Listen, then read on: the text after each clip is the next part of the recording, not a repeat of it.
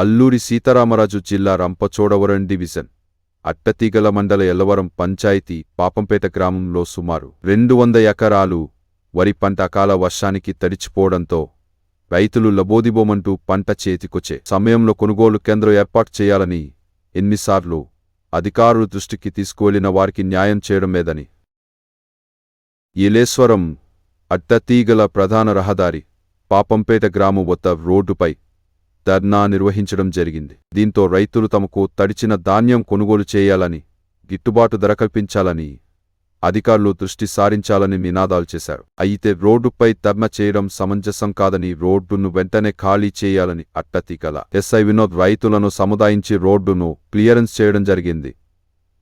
అయితే అధికారుల దృష్టికి తీసుకుని వెళ్లాలని రైతులు పలుమార్లు పోలీస్ వారికి తెలియజేయడం జరిగింది. 120 రోజులు పండించిన పంట ఒకసారిగా తడిచిపోవడంతో రైతులు నష్టపోతున్నారని, కొనుగోలు కేంద్రం లేకపోవడం వల్లే ఈ దుస్థితి వచ్చిందని రైతులు ఆవేదన చెందుతున్నారు. ఇప్పటికైనా ఉన్నత స్థాయి అధికారు రైతులకు న్యాయం చేయాలని కోరుచున్నారు.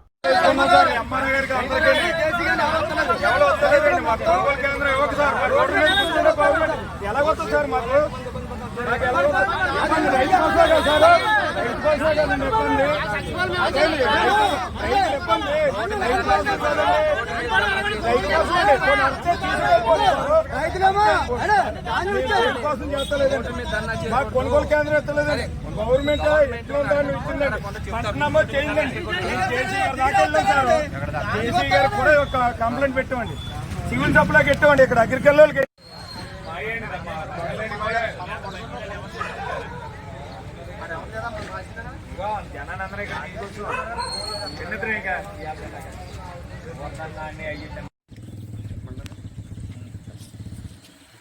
మాది అల్లూరు సీతారామరాజు జిల్లా అట్టతీగల మండలం అండి.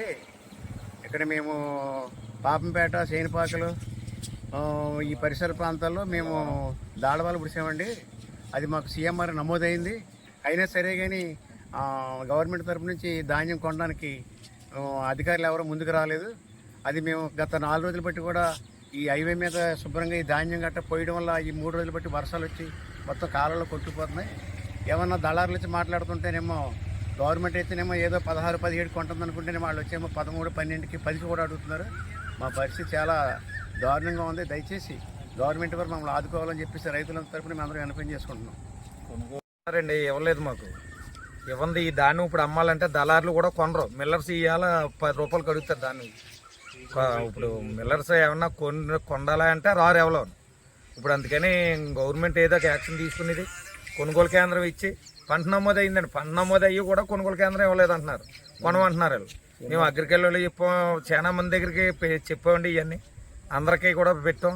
అయినా కూడా ఎవరో ఇవాళ ఈ వర్షాలు కూర్చొని కడకే ధాన్యాలు చూడండి ఎలా ఉన్నాయి. ఇగో ఇటేపు ఇలాగ ఉన్నాయి రోడ్లన్నీ. ఈ ధాన్యాలు కొనుగోలు లేరండి ఇవాళ. గవర్నమెంట్ అని చేత ఆదుకుని మాకు కొనుగోలు కేంద్రం రప్పించి ధాన్యం కొనిపిస్తే గవర్నమెంట్ ఏమన్నా నిలబడతాం. లేకపోతే రైతులు ఆత్మహత్య చేసుకోవాలండి. వీటి కోసం మేము ఇవన్నీ తిరిగి ఇంత ఇలా పోతే రైతు ఏ రైతు అన్నా ఏం చేయగలడు చెప్పండి. ఇది ఇలా నానిపోయింది. ఇప్పుడు సన్నగా మధ్యాహ్నం 2 గంటలకు వర్షం వచ్చిందండి. చూడండి కడకని తాటల్లో జనం అందరూ ఇంతమంది రైతులు ఇవన్నీ ఉంటుంది. ఇవాళ ఇది ఆదుకోకపోతే ఆత్మహత్య చేసుకుని చచ్చిపోవాలి తప్ప మాకు ఆధారం ఏముంటుంది చెప్పండి. ఒక్కొక్కరు 15 ఎకరాలు 20 ఎకరాలు ఊడ్చిన రైతులు 2 ఎకరాలు ఊడ్చినాయి, 3 ఎకరాలు ఎంత చెట్టుకు అంతే కాలండి. రైతు అనేది ఏదన్నా ఒకటే కదా. అలాంటిది ఇంత 2000 ఎకరం పైన ఊడ్చామండి. ఇక్కడ పంట నమోదు అయ్యింది, సీఎంఆర్ అయ్యింది, అన్నీ అయ్యి కొనుగోలు కేంద్రం ఎత్తలేదండి మాకు. మేము ఆఖరికి జేసీ దాకా కూడా పెట్టామని చెప్పారు. మేము అందరికి పెద్దలకి అది చెప్పుకుంటే ఇక్కడ అధికారులను అడిగాం, అగ్రికల్చర్ వాళ్ళు అందరి దగ్గరికి వెళ్ళామండి. అడిగాం, ఏవోని అడిగాం, ఎండి వాళ్ళకి అడిగాం.